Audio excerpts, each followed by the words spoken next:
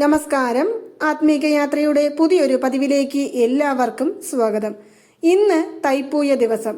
ഇന്ന് വഴിപാടുകൾ ചെയ്യാൻ സാധിക്കാത്തവർ ഒരുപാട് പേരുണ്ടാകും. ക്ഷേത്ര ദർശനം നടത്തുവാൻ സാധിക്കാത്തവർ ഒരുപാട് പേരുണ്ടാകും. എങ്കിലും സുബ്രഹ്മണ്യ സ്വാമിയുടെ പരിപൂർണ അനുഗ്രഹത്തിനായും നമ്മുടെ പ്രാർത്ഥനകൾ അത് എന്താണെങ്കിലും അത് നിറവേറി കിട്ടുവാനായും ഇന്നു രാത്രി ഉറങ്ങുന്നതിന് മുന്നേ നിങ്ങൾ ചെയ്യേണ്ട ഒരു ചെറിയ കാര്യത്തെക്കുറിച്ചാണ് ഇന്നത്തെ ഈ വീഡിയോയിലൂടെ നമ്മൾ കാണുവാൻ പോകുന്നത്. ഏതുതരം പ്രശ്നമാണെങ്കിലും ആ പ്രശ്നങ്ങളിൽ നിന്നെല്ലാം മോചനം നേടണമെന്നുണ്ടെങ്കിൽ നിങ്ങൾക്ക് ഇത് പരിപൂർണമായ വിശ്വാസത്തോടു കൂടി ചെയ്യാവുന്നതാണ്. അതിന് നിങ്ങൾക്ക് യാതൊരു വിധത്തിലുള്ള നിബന്ധനകളുമില്ല. പീരിയഡ്സ് ആണ്, നോൺ വെജ് കഴിച്ചു എന്നൊന്നും പറഞ്ഞ് നിങ്ങൾ ഇതിനെ മാറ്റിവെക്കേണ്ട കാര്യമില്ല. എങ്കിലും ഇന്നൊരു ദിവസം നിങ്ങളെ കൊണ്ട് നോൺ വെജ് കഴിക്കാതിരിക്കുവാൻ സാധിക്കുമെങ്കിൽ നിങ്ങൾ അങ്ങനെ ചെയ്യാവുന്നതാണ്. അതല്ല, ഈ വീഡിയോ കാണുന്നതിന് മുന്നേ തന്നെ ഞങ്ങൾ നോൺ വെജ് കഴിച്ചു പോയി, ഇനി ഞങ്ങൾക്ക് ഇത് തുടരാമോ എന്ന് ചോദിക്കുകയാണെങ്കിലും നിങ്ങൾക്കിത് ചെയ്യാവുന്നതാണ്. പൂജാമുറിയിലേക്ക് കയറേണ്ട ആവശ്യമില്ല. കുളിക്കണമെന്നോ അതല്ലെങ്കിൽ നമുക്ക് വേറെ ഏതെങ്കിലും തരത്തിലുള്ള നിബന്ധനകൾ ഉണ്ടോ എന്നൊന്നും നിങ്ങൾ ശ്രദ്ധിക്കേണ്ട കാര്യമില്ല. നമുക്ക് വേണ്ടത്, നമ്മൾ ഇന്ന് രാത്രി ഉറങ്ങുവാൻ പോകുന്നതിന് തൊട്ട് മുന്നേ ഒരു A4 ഷീറ്റ് പേപ്പർ എടുക്കുക, അതല്ലെങ്കിൽ ഒരു നോട്ട് പുസ്തകമാണെങ്കിലും എടുക്കുക.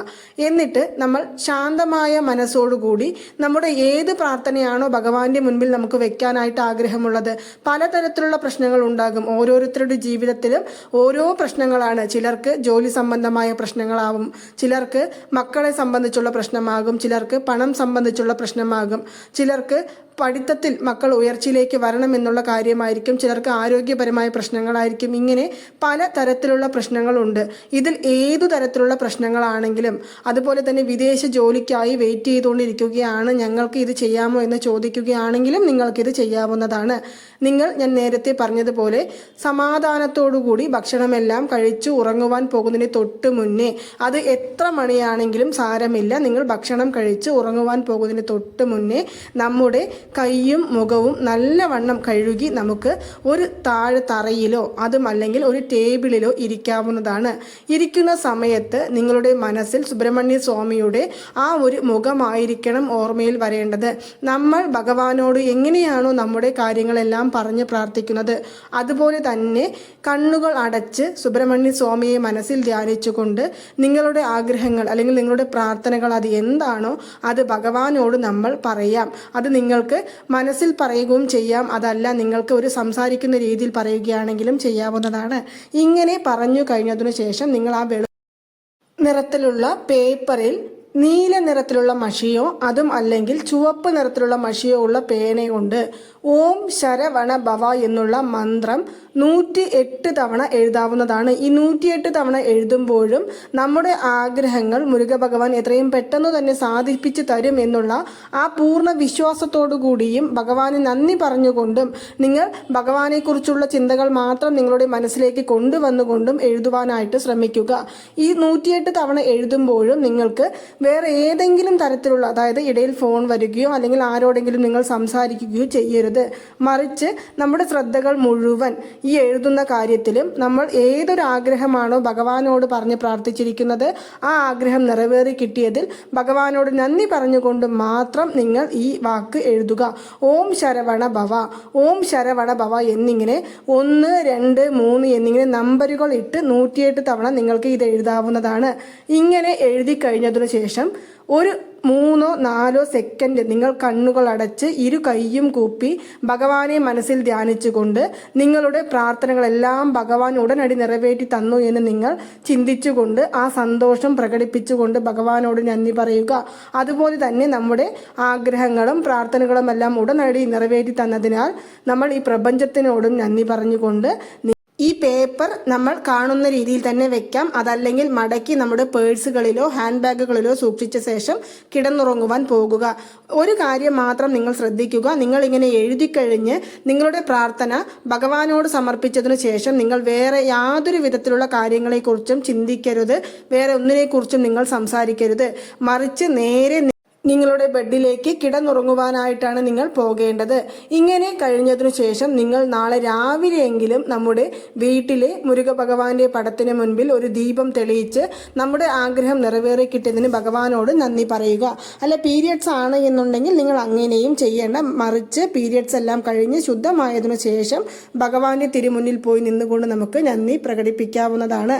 മാത്രമല്ല, നമ്മൾ ഓം ശരവണ ഭവ എന്ന് എഴുതിയിരിക്കുന്ന ആ പേപ്പർ നമുക്ക് എപ്പോഴും നമ്മുടെ കയ്യിൽ തന്നെ സൂക്ഷിക്കാവുന്നതാണ്.